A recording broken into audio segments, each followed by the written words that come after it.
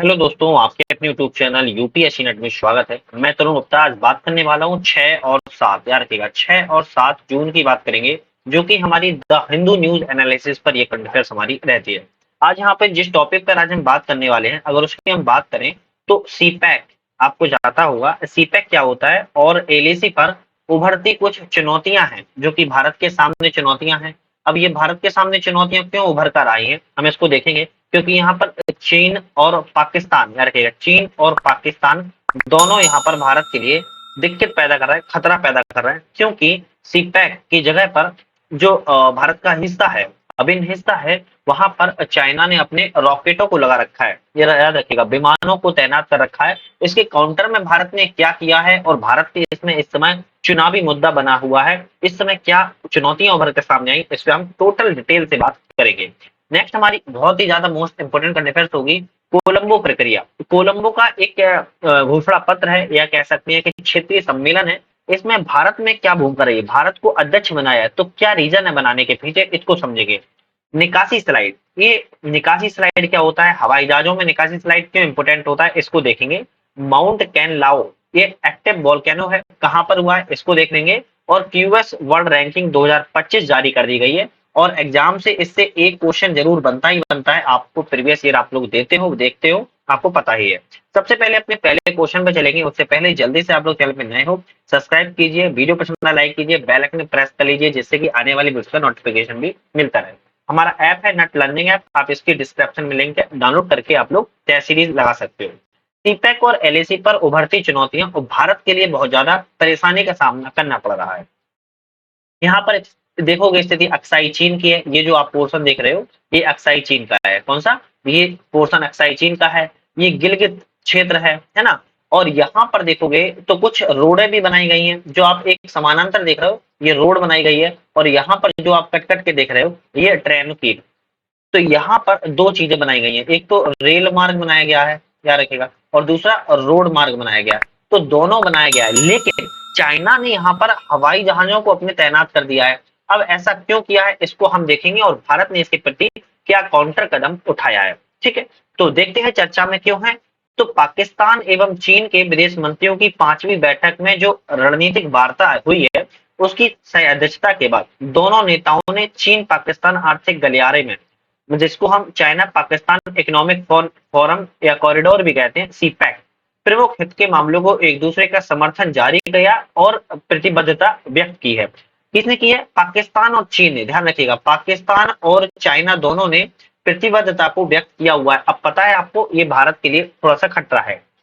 एक घटना सामने घटी कि चीन ने हाल ही में तनाव के बीच अपने सैन्य उपस्थिति को मजबूत करने की रणनीति पर कार्य किया है, जो कि लाइन ऑफ एक्चुअल कंट्रोल है, एलएसी है। आपको पता होगा एलएसी है ना, जो line of actual control LAC है, वहां पर वास्तविक नियंत्रण रेखा पर तिब्बती हवाई क्षेत्र में उन्नत G-20 स्टील लड़ाकू विमान को तैनात किया हुआ है। कौन सी, किसने किया हुआ है, चाइना ने किया हुआ है अपने G-20 स्टील लड़ाकू विमानों को। अब भारत ने इसके काउंटर में क्या किया, इसको भी समझेंगे, लेकिन उससे पहले समझते हैं चीन पाकिस्तान आर्थिक गलियारा सीपैक क्या है। तो सीपैक एक बुनियादी ढांचा है और एक विकास परियोजना है। सीधी सी मोटी मोटी बात समझो, इंफ्रास्ट्रक्चर से संबंधित एक डेवलपमेंट परियोजना है। कौन सी, सीपैक। पाकिस्तान में 50 बिलियन अमेरिकी डॉलर के निवेश किया हुआ है, किसने, सीपैक के माध्यम से चाइना ने, जिसमें हम road and belt and road initiative, जिसको हम बीआरआई जानते हैं, इसका एक महत्वपूर्ण हिस्सा बना है पाकिस्तान। इसका लक्ष्य है कि पाकिस्तान में ग्वादर और कराची बंदरगाह, याद रखिएगा, जो पाकिस्तान का, याद रखिए कौन सा, पाकिस्तान का जो ग्वादर एवं कराची बंदरगाह है ना, इसमें चाइना अपना क्या चाहता है, निवेश करके, और चीन के जिजियांग उइगर स्वायत्त क्षेत्र के बीच में 3000 किलोमीटर सड़क बुनियादी ढांचा का संपर्क स्थापित करना चाहता है। कौन चाहता है, चाइना चाहता है। अब किससे चाहता है, पाकिस्तान से चाहता है। ध्यान रखिएगा, चाइना क्या सोच रहा है कि डायरेक्ट हम यहाँ से और ग्वादर पोर्ट पर, कहां पर, ग्वादर पोर्ट पर और कराची पोर्ट पर हम सीधे सड़क के माध्यम से जोड़ दें। ये पूरा चाइना का क्या है, माइंड है। ठीक है, चीन पाकिस्तान सीपैक के अंतर्गत विभिन्न परियोजनाओं पर तेजी से काम कर रहा है चाइना, याद रखिएगा, जिसमें ग्वादर बंदरगाह का विकास हो रहा है और काराकोरम जो राजमार्ग है उसका निर्माण भी किया जा रहा है। अभी तक मैंने आपको क्या बताया कि चीन और पाकिस्तान क्या कर रहे हैं उस क्षेत्र में, ये बात मैंने आपको बताई है, क्योंकि चीन ग्वादर बंदरगाह पर विकास बहुत तेजी से कर रहा है और काराकोरम जो कि भारत से होता हुआ निकलता है उस राजमार्ग रोड का भी निर्माण कर रहा है। अब सीपेक का विरोध की बात करते हैं भारत के पक्ष से। भारत क्या सोचता है, भारत क्या कर रहा है, अब इसके बारे में हम समझते हैं, क्योंकि अभी हमने समझा है चाइना और पाकिस्तान दोनों मिलकर उस क्षेत्र में क्या कर रहे हैं। अब भाई इसका विरोध भी तो भारत कर रहा होगा ना, तो भारत क्या कर रहा है, तो भारत सीपेक का तो सबसे पहले विरोध कर रहा है। क्या भारत अकेला विरोध कर रहा है? नहीं, पाकिस्तान का जो बलूचिस्तान प्रांत है ना, वहां के नागरिक भी सीपेक परियोजना का विरोध कर रहे हैं। याद रखिएगा, वेरी इंपोर्टेंट बात यही है, पाकिस्तान के बलूचिस्तान प्रांत के जो नागरिक हैं वो भी सीपैक परियोजना का विरोध कर रहे हैं। इस क्षेत्र के अंतर्गत उनकी व्यक्तिगत स्वतंत्रता का दमन का आरोप लगाया गया है। किसने? बलूचिस्तान के प्रांत के नागरिकों ने। उन्होंने कहा है कि हमारी व्यक्तिगत स्वतंत्रता का यहाँ पर दमन किया जा रहा है। अब भारत के पक्ष से समझते हैं। भारत सीपैक का विरोध कर रहा है क्योंकि यह पाकिस्तान के कब्जे वाले जम्मू कश्मीर, याद रखिएगा, आपको पता होगा भारत का एक अभिन्न हिस्सा है जो कि पाकिस्तान, जिसको हम पीओके कहते हैं, एक नॉर्मल भाषा में क्या कहते हैं, पीओके कहते हैं, जो पाकिस्तान के कब्जे में है हमारा, है ना, उसका अभिन्न भारत का हिस्सा, अभिन्न अंग है जो कि पाकिस्तान के कब्जे में है। पर वो सीपैक के माध्यम से मार्ग वहीं से गुजार रहे हैं। मान लो अगर ये हिस्सा पीओके है और यहाँ से ये जो मार्ग गुजारेंगे भैया, तो उसका सीपैक विरोध करेगा कि नहीं करेगा भारत?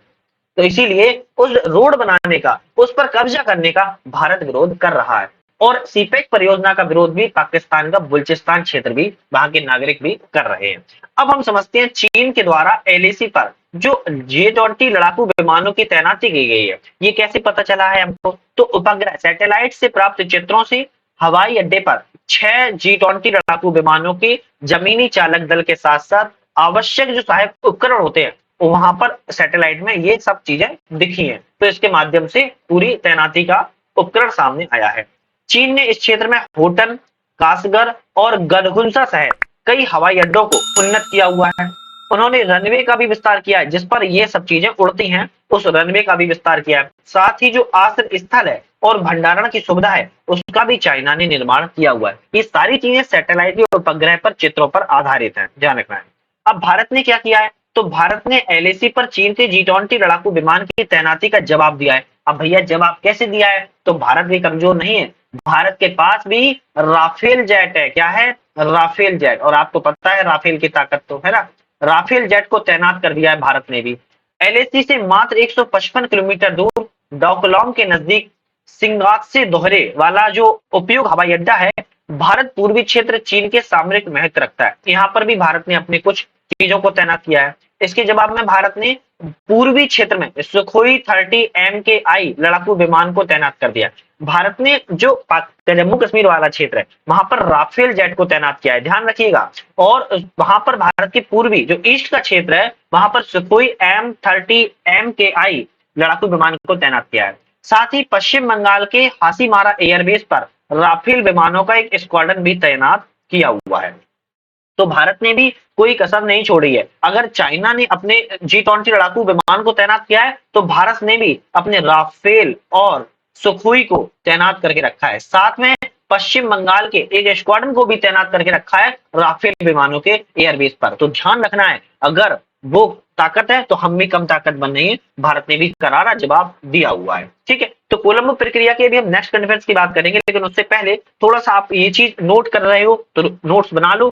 इंपोर्टेंट रहते चीन पाकिस्तान आर्थिक गलियारा, ये काफी चर्चा में रहता है। Belt and road initiative BRI, ये परियोजना बहुत महत्वपूर्ण है चाइना की, और इस पर पाकिस्तान में $50 बिलियन के इन्होंने निवेश भी किया हुआ है। तो ये कहीं ना कहीं वेरी इंपॉर्टेंट है, तो आप इसको ध्यान रखिएगा।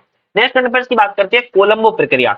अब भैया कोलंबो प्रक्रिया क्या है, इसको समझने से पहले पता तो चलेगा नहीं, तो इसको समझना पड़ेगा। समझ लेते हैं इसको, चर्चा में क्यों है। उससे पहले जल्दी से आप लोग चैनल को सब्सक्राइब कर लीजिए। वीडियो पसंद आ रही होगी तो लाइक भी कीजिएगा, शेयर कीजिएगा अपने फ्रेंड सर्कल, मुझे मोटिवेशन मिलेगा। आपको पता है कि हमारा ऐप आ चुका है, नट लर्निंग ऐप। इस ऐप की डिस्क्रिप्शन में लिंक है, और आप लोग डायरेक्टली प्ले स्टोर पर सर्च करके भी टेस्ट सीरीज लगाना है तो यूपीएससी, स्टेट पीसीएस, किसी भी मल्टीपल टेस्ट सीरीज को आप लगा सकते हो, हिंदी और इंग्लिश दोनों माध्यमों में। तो नट लर्निंग ऐप अभी डाउनलोड करके वहां पर वीडियो और पीडीएफ भी डाउनलोड कर सकते हो। ध्यान रखिएगा, इस ऐप को डाउनलोड करके एक बार खुद देखो क्या क्या चीजें उसमें अवेलेबल है।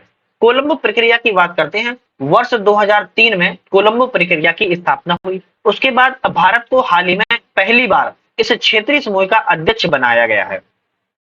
आप सोचो 2003 में कोलंबो प्रक्रिया की स्थापना हुई, उसके बाद भारत को पहली बार इस क्षेत्रीय समूह का अध्यक्ष बनाया गया है। अब इसमें 12 देश शामिल हैं। अब 12 देशों को आपको पता है क्या? नहीं पता होगा तो अभी हम बताएंगे। भारत वर्ष 2024 से 26 की अवधि तक इस समूह का नेतृत्व करेगा। जो अध्यक्ष बना है भारत 2024 से 26 तक 2 सालों के लिए अध्यक्ष बना हुआ है, ध्यान रखिएगा। ठीक है, कोलंबो प्रक्रिया क्या है? तो 12 एशियाई देशों इसमें शामिल किए गए हैं। एक क्षेत्रीय परामर्श मंच के रूप में कार्य करता है, मतलब कि क्षेत्रीय मंच है। उद्देश्य है इसका दक्षिण एवं दक्षिण पूर्व एशिया के उन देशों के लिए विदेशी रोजगार से संबंधित सर्वोत्तम प्रथाओं को साझा करना जो प्रवासी श्रमिकों को विदेश भेजते हैं। ध्यान रखिएगा, कोलंबो प्रक्रिया वेरी इंपोर्टेंट है, क्षेत्रीय परामर्श मंच के रूप में कार्य करती है। 12 एशियाई देश, मतलब कि एशिया के इसमें 12 देश शामिल हैं। ठीक है, सबसे इंपोर्टेंट दक्षिण एवं दक्षिण पूर्व एशिया के देशों को मुख्य तौर पर शामिल किया गया है विदेशी रोजगार से संबंधित। 12 देश कौन कौन से हैं? तो अफगानिस्तान है, याद रखिएगा, अफगानिस्तान है, बांग्लादेश है, कंबोडिया है, चाइना है, भारत है, इंडोनेशिया है, नेपाल है, पाकिस्तान है, फिलीपींस है, श्रीलंका है, थाईलैंड है और वियतनाम है। अगर आप मैप में देखोगे ना तो ये सारे दक्षिण एशिया के या फिर कह सकते हैं ईस्ट एशिया के सारे देश शामिल है। तो 12 देश इंपोर्टेंट है, इन 12 देशों को आप ध्यान कर लो या फिर लिख लो या फिर मैप पे आप लोग इसको मार्क कर लो। भारत और पाकिस्तान और चाइना भी इसमें शामिल है, ये चीज आपको नहीं भूलना है, ध्यान रखना है। ठीक है, अब इसमें देखोगे तो म्यांमार कहीं भी नहीं दिख रहा है। म्यांमार इसमें नाम आ सकता है, म्यांमार शामिल नहीं है, ध्यान रखना है, म्यांमार इसमें शामिल नहीं है। नेपाल इसमें शामिल है, नेपाल है लेकिन भूटान नहीं है, ध्यान रखना है, म्यांमार और भूटान इसमें नहीं है, म्यांमार और भूटान इसमें शामिल नहीं है, चीज ध्यान रखनी है आप लोगों को। संस्थापक, जब इसके 2003 में संस्थापक बनाया गया इसको, तब इसमें कौन कौन राज्य थे? बांग्लादेश था, चाइना था, भारत था, इंडोनेशिया था, नेपाल था, पाकिस्तान था, फिलीपींस था, श्रीलंका था, थाईलैंड था और वियतनाम था। इसमें कुछ देश शामिल नहीं थे, जैसे कि अफगानिस्तान नहीं था उस समय, कौन? अफगानिस्तान। और इसमें कौन नहीं था? कंबोडिया नहीं था, ये बाद में शामिल हुए। तो ध्यान रखना है, 12 इसके वर्तमान में सदस्य, संस्थापक में बात की जाए तो 10 थे। ठीक है, अतीत में इसकी अध्यक्षता अफगानिस्तान और नेपाल, श्रीलंका, फिलीपींस, इंडोनेशिया और बांग्लादेश ने की हुई है। अतीत में जो अध्यक्षता कर चुके हैं ये जो 6 कंट्री हैं वो कर चुकी हैं। कोलंबो प्रक्रिया के अंतर्गत जो निर्णय है सर्वसम्मति से लिए जाते हैं। इसका निर्णय कैसे लेते हैं? सर्वसम्मति से इसके निर्णय लिए जाते हैं, लेकिन बाध्यकारी नहीं होते हैं। सबसे इंपोर्टेंट बात, निर्णय तो सर्वसम्मति से लिए जाते हैं लेकिन जो इसके निर्णय हैं वो बाध्यकारी नहीं होते हैं, ध्यान रखिएगा। तो इसीलिए ये कोलंबो प्रक्रिया बहुत ज्यादा इंपोर्टेंट है और खासकर इसलिए इंपोर्टेंट आती है, वर्तमान में इसकी अध्यक्षता किसके हाथ में आ गई है? भारत के हाथ में इसकी अध्यक्षता आ चुकी है, 2 सालों के लिए आ चुकी है। अगर ईयर की बात की जाए तो 2024 से लेके 2026 के बीच में इसकी अध्यक्षता भारत के पास रहेगी। ठीक है, चल इसका उद्देश्य क्या है? अनुभव, सीखे गए सबक और सर्वोत्तम प्रथाओं को साझा करना इसका प्रमुख उद्देश्य है। सबसे बड़ा उद्देश्य क्या है? अनुभव को, एक्सपीरियंस को साझा करना, जो सीखे गए सबक है उनको साझा करना और जो सर्वोत्तम प्रथाएं उनको साझा करना इसका प्रमुख उद्देश्य है। विदेशी श्रमिकों के सामने आने वाले जो मुद्दे हैं उन पर परामर्श करना, व्यवहारिक समाधान सुझाना इसका दूसरा उद्देश्य है। संगठित विदेशी रोजगार से विकास लाभों को अधिकतम करना इसका तीसरा उद्देश्य है। चौथा है कि मंत्री स्तरीय अनुशंसाओं के कार्यान्वयन की समीक्षा और निगरानी करना इसका चौथा उद्देश्य है। तो उद्देश्य भी थोड़ा सा ध्यान रखो, एग्जाम में क्या पता उद्देश्य भी आ सकते हैं। ठीक है, सचिवालय कहाँ है? तो अंतरराष्ट्रीय प्रवासन संगठन, जो international organization for migration, IOM जिसको हम कहते हैं, अंतरराष्ट्रीय प्रवासन का इसका जो संगठन है, कोलंबो प्रक्रिया को तकनीकी एवं प्रशासनिक सहायता प्रदान करता है। क्या करता है? टेक्नोलॉजी और जो एडमिनिस्ट्रेशन सर्विस है, सहायता है, वो प्रदान करता है। श्रीलंका स्थित कोलंबो प्रक्रिया तकनीकी सहायता इकाई कोलंबो प्रक्रिया को उपविष्ट विषयगत क्षेत्रों में तकनीकी सहायता प्रदान करता है। तो मतलब सचिवालय इसको टेक्नोलॉजी के क्षेत्र में और एडमिनिस्ट्रेशन के क्षेत्र में सहायता प्रदान करता है। इसके जो 5 विषय प्राथमिकता वाले क्षेत्र है ना, वो वेरी इंपोर्टेंट है। कौन कौन से हैं? कौशल, योग्यता, मान्यता प्रक्रिया, नैतिक भर्ती प्रथाओं को बढ़ावा देना, प्रशासनिक प्रस्थान पूर्व अभिविन्यास को सशक्तिकरण करना, प्रेषण के किफायती, तेज और सुरक्षित हस्तांतरण को बढ़ावा देना, श्रम बाजार का विश्लेषण करना। तो ये जो उद्देश्य है या कह सकते हैं जो प्रायोरिटी रखे गए हैं क्षेत्रों में, सेक्टर में, ये वेरी इंपोर्टेंट है। तो इनको भी थोड़ा देखो। कोलंबो प्रक्रिया अभी एग्जाम में आए तो आप बता सकते हो।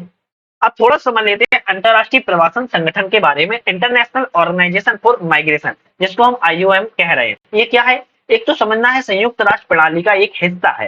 क्या है? संयुक्त राष्ट्र प्रणाली का, UN का एक सिस्टम है, और जो कि 1951 में से सभी के लाभ और मानवीय और व्यवस्थित प्रवासन को बढ़ावा देने वाला अग्रणी अंतर सरकारी संगठन है।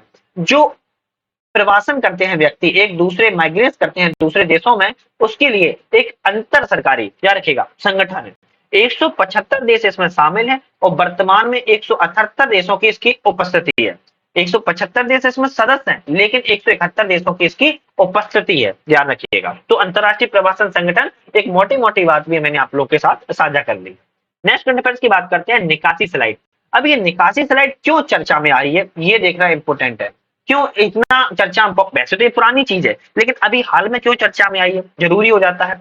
तो आपातकालीन स्थिति, याद रखिएगा, इमरजेंसी स्थिति में यात्री के लिए एक फुलावदार स्लाइड, जिसे निकासी स्लाइड कहा जाता है, इसे हम फुलावदार स्लाइड भी कह सकते हैं या फिर निकासी स्लाइड भी कह सकते हैं।